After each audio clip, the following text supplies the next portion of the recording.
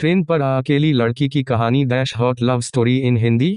एक लड़की सुनसान सीट पर अकेली बैठी थी। शाम का समय था, रात होने वाली थी। वह लड़की अपनी सीट पर अकेली बैठी हुई थोड़ी बहुत नींद के कारण झुक रही थी तो कभी उठ रही थी। वह लड़की देखकर ऐसा मालूम हो रहा था कि उससे अकेला कोई सफ़र करने के लिए भेजा है, मतलब उसके साथ कोई भी और आने जाने वाले लोग नहीं है। इतने में वहां उस ट्रेन की बोगी में टीसी आ गया था टिकट चेक करने के लिए। जैसे ही टिकट चेक करने वालों को देखी वह लड़की अचानक घबरा गई और उसकी नींद थोड़ा भी टूट गई थी। वह लड़की जैसे ही बेटी को अपने पास आती देख रहे थे वैसे वैसे ही घबराना शुरू कर रही थी। मुझे देखकर यह मालूम हो रहा था कि उस लड़की के पास टिकट तो बिल्कुल भी नहीं होगा। इसी कारण से वह लड़की टिकट चेक करने वालों को देखकर ऐसे काम पर ही थी जैसे उसके पास टिकट हो ही ना हो। जैसी टिकट चेक करने वाले उस लड़के से पूछता है कि टिकट दिखाओ, तभी वह लड़की गुमसुम और मधुर आवाज में कहती है कि मेरे पास टिकट नहीं है, मुझे बहुत ज़रूरी काम है, मेरी माँ की मृत्यु हो गई है, इसी काम से मैं शहर से गांव जा रही हूँ। मैं जल्दीबाजी में घर में पैसा भी भूल चुकी हूँ, इस कारण से मैं टिकट भी नहीं ले पाई थी। सुबह टिकट चेक करने वाले कहते हैं कि अगर आपने टिकट नहीं लिए तो आपको 300 फाइन देना होगा। यह देखकर लड़की के होश उड़ गए और उसकी आंखों से आंसू बहने जैसे लग रहे थे। मतलब कैसा मालूम हो रहा था कि वह लड़की कुछ देर में रो देती है। फिर उसके बाद वह लड़की टिकट चेक करने वाले को समझाते हुए कहती है कि मेरे पास टिकट नहीं है और पैसे भी नहीं है। अगर मेरे पास पैसे रहते तो मैं टिकट ज़रूर कटा लेती, मैं किसी मजबूरी के कारण अपने गांव जा रही हूँ, इसी कारण से मैंने टिकट नहीं ले पाई है। उसे बहुत किसी तरह से टिकट चेक करने वाले को समझाकर वह लड़की भेज देती है। टिकट चेक करने वालों को भी उसका भी पर दया आ जाती है और वह पूरी सफ़र तय करने तक का टिकट भी फ्री में उसे दे देता है। वहां पास के बैठे ऊपर वाली सीट से मैं यह सब उन सभी नज़ारा देख रहा था। जब मैंने उस लड़की को देखा तो वह लड़की सोने ही वाले थी और अपना चादर उठाकर सोने के लिए अपने शरीर पर ओढ़ ली थी। थोड़ी देर बीत जाने के बाद उस लड़के को शायद नींद नहीं आ रही थी। फिर मैंने नीचे उतरा वॉशरूम जाने के लिए तो उस लड़के से मैंने पूछ ही लिया था। मैंने उस लड़के से पूछा था कि क्या आपके पास बिल्कुल भी पैसे नहीं है। वह लड़की घबराई और कहती है कि मैं जल्दीबाजी में घर से निकल गई हूँ, जिस कारण से मैं पैसे लेना उसी भूल गई हूँ। उसके बाद मैं उसे 500 अपनी जेब से निकाल कर उसे देने का प्रयास करता हूँ, लेकिन फिर भी वह लेने से मना करती है। मैंने उससे कहा कि मैं तुम्हें कोई एहसान नहीं कर रहा हूँ, मैं तुम्हें अपना एड्रेस बता रहा हूँ, तुम्हारा जब मन करे तब इन पैसों को भेज सकते हो, लेकिन अभी तुम्हारा पैसों का बहुत ज़रूरी है, इसके बिना तुम भूखे रहोगे और घर जाने के लिए टैक्सी इत्यादि का भाड़ा भी तो चाहिए। इतना सुनते ही और मेरे मनाने के बाद वह लड़की पैसे ले लेती और कहती है कि मैं घर जाकर पैसे का इंतजाम करके आपको उन पैसे को भेज दूंगी। उस बहुत लड़की सो जाती है। लड़की का सफ़र सुबह में 2 बजे पूरा हो जाती है और लड़की उस ट्रेन से उतर जाती है।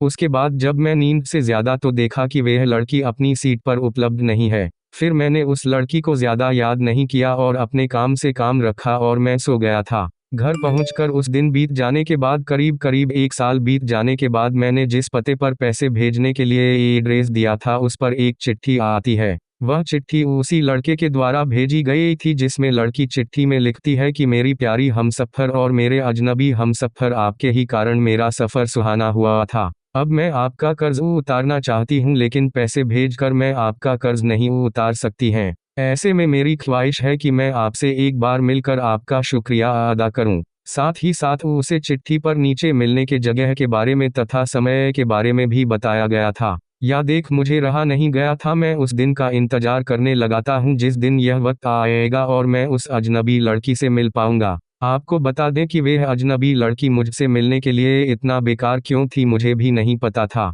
लेकिन जब से मैंने उनकी मदद की थी मैं हमेशा सोचता रहता था कि कहीं वह लड़की भूल तो नहीं गई है, मेरा शुक्रिया अदा करना भी नहीं जानती है। उसके बाद मैं उसी दिन उसी समय पर इस समय की व्याख्या उसने अपनी चिट्ठी में की थी। जब मैं उस स्थान पर पहुंचा तो देखा कि वह लड़की पहले से उसी स्थान पर मौजूद है। जब मैंने उनसे पूछा कि आप बहुत पहले आ चुके थे क्या, तो वह लड़की कहती है कि मैं तो 1 घंटा पहले ही आ चुकी थी, मुझे लगा था कि तुम ज़रूर मेरे लिए आओगे। आगे लड़की कहती है कि जब से मैंने इन पैसों को लिया है, जब से मैंने आपको देखा है, मेरा दिल कहीं नहीं लगता है। मेरे जज्बात और मेरी जवानी हमेशा आपको ही याद करती रहती है, क्योंकि मैंने उस रात जब आप सो गए थे तो मैं आपके चेहरे की तरफ देखकर बहुत ज़्यादा खुश हुआ करती थी। मैं आपसे अपने प्यार का इजहार करने के लिए आई हूँ। अगर आपको कोई आपत्ति नहीं है तो आप मेरा प्यार स्वीकार कर सकते हैं। मैं पूरी जिंदगी आपके साथ गुजारने के लिए तैयार हूँ। साथ ही साथ मैंने अपने माता पिता से आज्ञा लेकर आई हो के और आपके बारे में बताकर भी आई हूँ।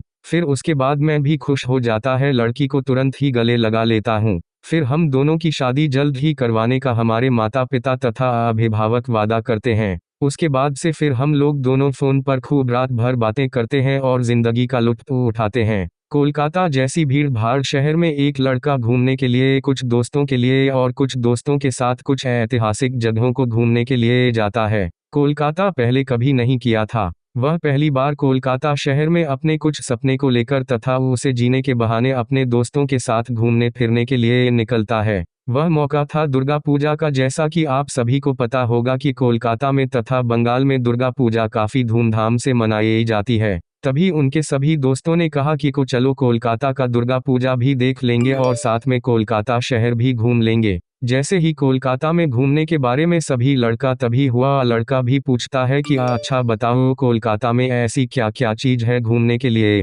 अभी उसका दोस्त कहता है कि कोलकाता में घूमने के लिए चिड़ियाघर है, कोलकाता में घूमने के लिए विक्टोरिया मेमोरियल है, वाटर पार्क है और दीघा बीच है जहां हम लोग एंजॉय कर सकते हैं, मस्ती कर सकते हैं। फिर सभी लोग कोलकाता के लिए निकल पड़ते हैं। वे लोग 3 दोस्त थे, साथ में एक दोस्त जिसका नाम सोनू था। बाकी सभी दोस्त कोलकाता कई बार घूमने के लिए गए थे, लेकिन उस सोनू पहली बार कोलकाता घूमने के लिए जा रहा था। सभी दोस्त कोलकाता पहुंचने के बाद वहां उन्होंने खाना पीना तथा नाश्ता किया। फिर घूमने के लिए टैक्सी किया और घूमते घूमते बहुत सारा जगह घूमा। शाम के करीब 3 बजे बज रहे थे। तभी सब दोस्तों ने यह डिसाइड किया कि चलो अब हम लोग वाटर पार्क भी घूमते हैं। इससे पहले सोनू कभी वाटर पार्क घूमने नहीं गया था। आपको बता देगी वाटर पार्क में बहुत सारे पानी होते हैं जिसमें खेलकूद और मस्ती करते हैं। सोनू भी उसी में टिकट कटाकर खेलकूद करने लगे थे वाटर पार्क में। गर्मी का मौसम था, गर्मी बहुत तेज हो रही थी। इसी कारण से उन तीनों लड़कों साथ में सोनू को भी वाटर पार्क से बाहर निकलने का मन नहीं कर रहा था। वाटर पार्क में नहाते नहाते सोनू और उसके दोस्तों को 5 बजे बज चुका था। उसके बाद वाटर पार्क में एक लड़की आती है नहाने के लिए। वह भी अपने दोस्तों के साथ नहा रही होती है और अपनी सहेलियों के साथ मौज मस्ती कर रही थी वाटर पार्क में। इतने में हुआ, लड़की पीछे से कह सकता आया और सोनू के शरीर में चिपक गया था, जिसे वह लड़की सोनू से टकराती है। सोनू पीछे घूमता है तो देखती है एक लड़की उसके शरीर से टकरा गई है। तभी सोनू कहता है कि खैर कोई बात नहीं, चलो ऐसा होते रहता है। लड़के भी माफ़ी मांगी और कहती है कि मैं पीछे पीछे आ रही थी, मैंने नहीं देखा आपसे टकरा गए, इसके लिए सॉरी। उसके बाद सभी लोग फिर वाटर पार्क में नहाने लगते हैं। लड़के भी और उनके दोस्तों के साथ सभी नहावा कर बाहर निकल जाते हैं। जैसे ही सोनू और उसके दोस्त बाहर निकलते हैं वैसे वही लड़की लोग भी बाहर निकलती है। अब सोनू और उससे दोनों से मुलाकात होती है। वह लड़की कहती है कि मैं आपसे टकरा गई थी, उसके लिए मैं गलती मानती हूँ। कभी सोनू करता है ऐसी कोई बात नहीं, मैं तो उस दुर्घटना को कब का भूल चुका हूँ। तभी वह लड़की कहती है एक ही अच्छा है, कोई बात नहीं, मैं अब तो बिहार जा रही हूँ, क्या आप यहीं के रहने वाले हैं? कभी सोनू कहता है कि नहीं, मेरा भी घर यहाँ से काफ़ी दूर है, मैं भी रात की ट्रेन से घर जाने वाला हूँ। दोनों में अच्छी खासी बातचीत होती है। दोनों वहां से टैक्सी लेते हैं सभी दोस्तों के साथ और वे लोग फिर हावड़ा स्टेशन पहुंच जाते हैं घर जाने के लिए। जैसे ही सभी लोग हवाई स्टेशन में पहुंचते हैं सभी लोग टिकट खरीदने के लिए इधर उधर चले जाते हैं। तभी वह लड़की और सोनू अकेले हो जाते हैं और वे प्लेटफॉर्म को ढूंढे ढूंढे एक जगह से दूसरी जगह चले जाते हैं। अब तो सोनू और वे लड़की बस एक साथ 2 ही लोग हैं, बाकी सभी लोग इधर उधर गुम हो गए थे। फिर दोनों ने कहा कि शाम हो चुकी है, ट्रेन रात 10 बजे है, चले हम लोग कुछ खा पी लेते हैं, वरना ट्रेन में कुछ खाने पीने की नहीं मिलेगा तो रात भर भूखे ही रहना पड़ेगा। वह लड़की भी कहती है कि ठीक है चलो हम लोग कुछ खाते हैं। वह दोनों खा पी कर स्टेशन आती है और ट्रेन का इंतजार करती है। ट्रेन आती है और दोनों ट्रेन के डिब्बे में चढ़कर बैठ जाती है। हवाई स्टेशन पर ट्रेन करीब 1-1.5 घंटा पहले ही आ चुकी थी। ट्रेन में लाइट भी नहीं था और दरवाजा खुल चुका था। सोनू और वह लड़की दोनों ट्रेन में चढ़ जाती है और एक सीट पर बैठ जाती है। फिर दोनों आपस में बातचीत करने लगते हैं। रात हो जाते हैं, ट्रेन चलने लगती है। आपके करीब 11 बजे टिकट चेक करने वाला आता है और कहता है कि तुम दोनों टिकट दिखाओ। हालांकि दोनों के पास टिकट मौजूद नहीं था। उसके बाद सोनू टिकट चेक करने वालों को कहता है कि मेरे पास टिकट नहीं है, ऐसा कीजिए आप मेरा एक टिकट बना दीजिए और एक इनका टिकट भी बना दीजिए। लेकिन टिकट चेक करने वाले कहता है कि यहाँ आजू बाजू में कोई भी सीट खाली नहीं है, मात्र की एक सीट बची हुई है। सीट एक है मेरे पास और तुम लोग 2 आदमी हो, जल्दी बताओ किसको सीट चाहिए, उसको मैं बना देता हूँ। तभी वह लड़की कहती है कि आप ही बना लीजिए, मैं ऐसे ही चली जाऊंगी। फिर सोनू कहता है कि मैं तो लड़का हूँ, कहीं भी बैठकर सो पर जा सकता हूँ।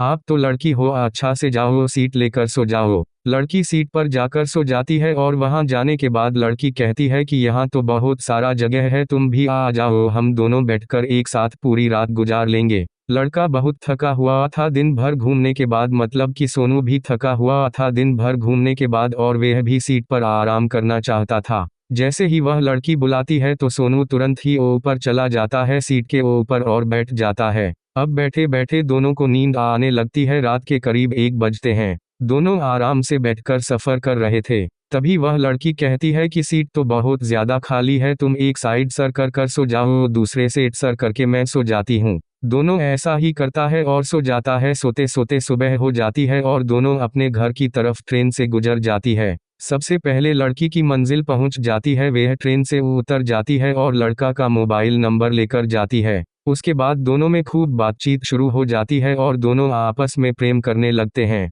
फिर एक बार दोनों आपस में मिलते हैं और दोनों के घर वालों को भी जानकारी दिया जाता है, फिर दोनों की शादी हो जाती है।